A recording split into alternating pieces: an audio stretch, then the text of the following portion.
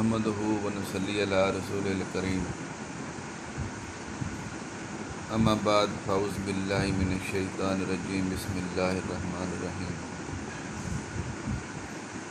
الحمدللہ رب العالمین صدق اللہ العظیم الصلاۃ والسلام علیکہ یا سیدی یا رسول اللہ وعلی آلک وصحابک یا محبوب رب العالمین یا رسول اللہ انظر حالنا یا حبیب اللہ اسمک لنا اننی فی بحر ہم مغرق خذ یدی سہل لنا اشکالنا کہ محمد سے وفا تو نے تو ہم تیرے ہیں، یہ جہاں چیز ہے کیا لوح و قلم تیرے ہیں۔ فرمایا الحمدللہ رب العالمین، تعریف اس خدا کی جس نے عالمین کو پیدا کیا۔ آج کا جو موضوع ہوا وہ صرف ہے کہ وہ ذات رب العالمین ہے۔ رب کون ہے؟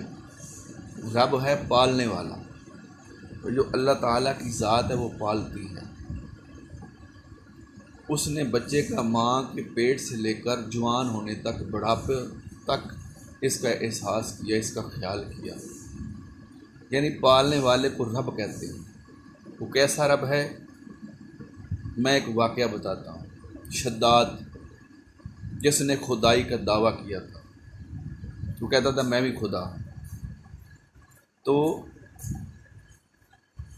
اللہ تعالیٰ نے ایک دفعہ اسرائیل علیہ السلام سے پوچھا، یا اسرائیل، کبھی تمہیں کسی کی روح قبض کرنے پر پریشانی بھی ہوئی، دکھ بھی ہوا؟ عرض کی مولا ہاں ہوا۔ تو فرمایا کس پر؟ تو عرض کی اسرائیل نے کہ مولا، جب ایک بچہ اپنی ماں کے ساتھ دریا میں، سمندر میں سفر کر رہا تھا، ایک پھٹے کے اوپر، یعنی ماں اور بیٹا ایک جہاز میں سوار تھے، جہاز کریش ہو گیا تو ماں اور بیٹا ایک پھٹے پر سوار ہو گئے۔ اب وہ چل رہے ہیں، پھٹا تیر رہا ہے، ماں اور بیٹا، دودھ پیتا بیٹا اس پھٹے پر سوار ہے۔ تو مولا جب تو نے کہا کہ اس بچے کی ماں کی روح کو قبض کر لے، تو مولا میں نے روح تو قبض کر لی، لیکن مجھے اس بچے پر بہت رحم آیا، مجھے بہت دکھ ہوا۔ تو اللہ تعالیٰ نے فرمایا دوسرا؟ عرض کی مولا، شداد جس نے جنت بنائی تیرے مقابلے میں، خدائی کا دعویٰ کیا، اور پھر اپنی جنت کو دیکھنے کے لیے وہ آیا، اب اپنے گھوڑے سے وہ اترنا چاہا، ابھی وہ فضا میں تھا، اور تو نے مجھے حکم دیا اس شداد کی روح کو قبض کر لے۔ تو میرے مولا، میں نے اس کی روح کو قبض تو کیا، لیکن مجھے شداد پر ترس بہت آیا۔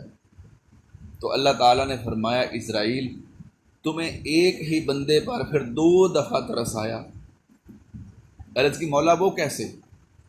فرمایا یاد کر وہ بچہ جو اپنی ماں کے ساتھ پھٹے پر تیر رہا تھا، سفر کر رہا تھا، جہاز کریش ہونے کے بعد میں نے حکم دیا اس کی ماں کی روح کو قبض کر لے۔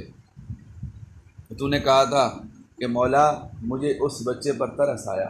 فرمایا اللہ تعالیٰ نے اسرائیل، وہ جو بچہ تھا وہ یہی شداد تھا، اور سن، جب تو نے اس کی ماں کی روح کو قبض کیا تو بچہ اکیلا، دودھ پیتا بچہ اس پھٹے پر سوار تھا، لکڑی کا پھٹا تھا، اس پر سوار تھا۔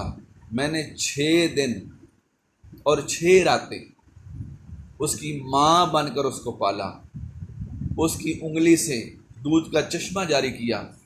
جب اس بچے کو بھوک پیاس لگتی تھی تو وہ اس کو منہ میں ڈالتا اور دودھ پی لیتا، یعنی اس کی انگلی سے میں نے دودھ کا چشمہ جاری کر دیا۔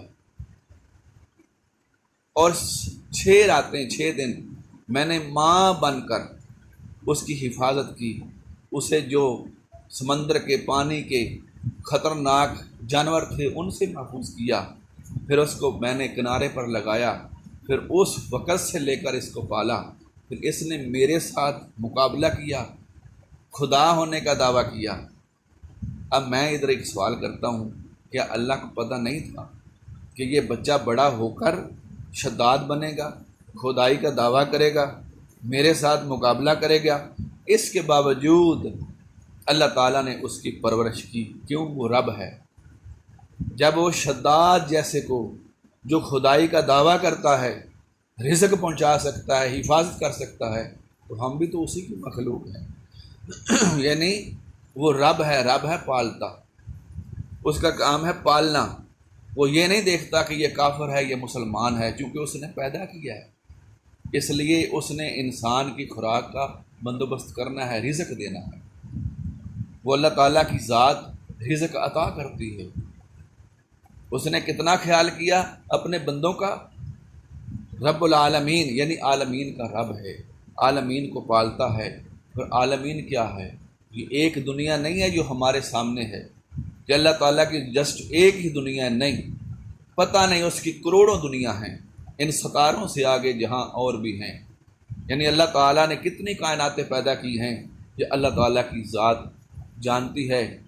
قصہ مختصر، جب اللہ تعالیٰ شداد جیسے شخص کو جو خدائی کا دعویٰ کرتا ہے اس کو اپنی جو رحم ہے اس سے، یا جو اللہ تعالیٰ کا جو صفت ہے رب ہو کر پالنا، تو وہ شداد بھی اس سے محروم نہیں ہے۔ تو سامعین محترم، ہم تو اللہ تعالیٰ کو ماننے والے ہیں، ہم تو مسلمان ہیں، اللہ تعالیٰ کا کلمہ پڑھنے والے ہیں، تو پھر اللہ تعالیٰ ہمیں بھی رزق دے گا، پالے گا۔ وما علینا الا البلاغ المبین۔